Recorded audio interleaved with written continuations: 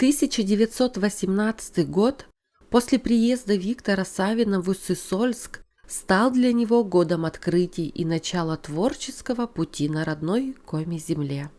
С этого года началась история коми-советской литературы, когда советская власть была установлена во всех уездах Коми-края.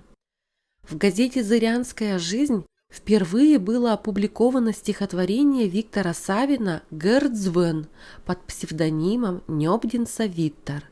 Следом были написаны другие стихотворения, пьесы и поэмы.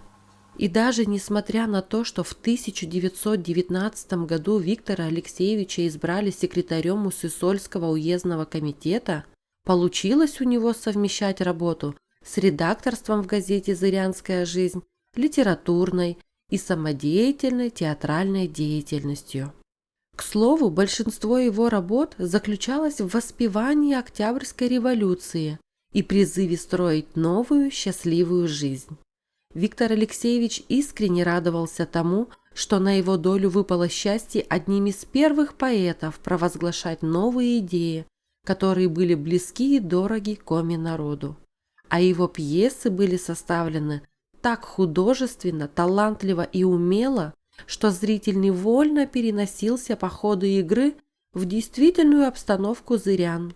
В целом, творческая деятельность Виктора Алексеевича с огромной скоростью набрала обороты, и так в 1923 году было написано стихотворение-песня «Варыш-поз» «Соколиное гнездо», которое легло в основу государственного гимна Республики Коми.